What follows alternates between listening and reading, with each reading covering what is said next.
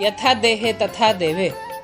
इस श्लोक प्रचलित कथा की सार्थकता को प्रतिपादित करते हुए लीलामय महाप्रभु श्री जगन्नाथ ग्रीष्म काल में भी तीव्र गर्मी से प्रभावित होकर वैशाख शुक्ल तृतीया अर्थात अक्षय तृतीया से शीतलता प्रदान करने हेतु चंदन का लेप और चंदन यात्रा की लीला का आरंभ करते हैं। चंदन यात्रा के लिए यह प्रस्तुति कुछ दिनों पूर्व से ही शुरू हो जाती है।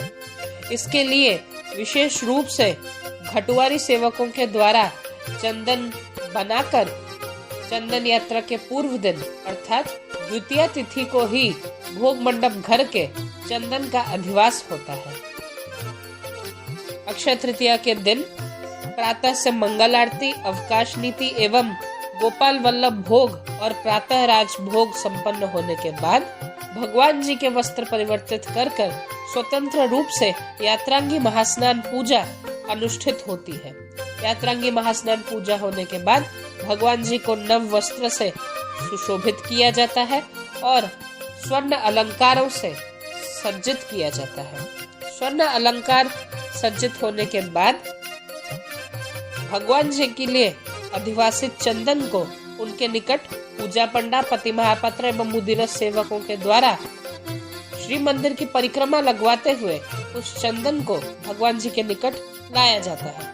उसके बाद भगवान जी को चंदन अर्पण करने के बाद नए वस्त्रों से भगवान जी का सुंदर श्रृंगार किया जाता है। उसके बाद भगवान जी को विशेष शीतल भोग भी अर्पित होता है।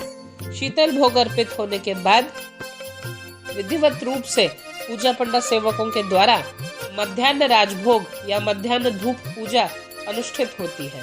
धूप पूजा के बाद पूजा पंडा, पति महापात्र एवं मुदिरस सेवकों के द्वारा भगवान जी की विशेष आरती की जाती है, जिसे कि पर्व यात्रा वंदापना के नाम से जाना जाता है। उसके बाद श्री रामकृष्ण एवं श्री मदन मोहन जी जो भगवान जी की सचल प्रतिमाएं हैं और रत्न सिंहासन के निकट आती है।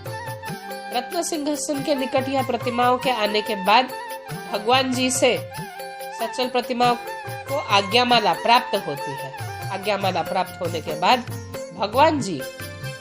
भगवान श्री मदन मोहन, श्री देवी एवं भूदेवी विमान में एवं श्री रामकृष्ण पालखी में श्री मंदिर से चंदन यात्रा के हेतु नरेंद्र सरोवर की ओर प्रस्थान करते हैं। इसी समय श्री मंदिर प्रशासन के कार्यालय के निकट विश्व प्रसिद्ध रथ यात्रा के निमित्त रथ निर्माण का शुभारंभ भी होता है।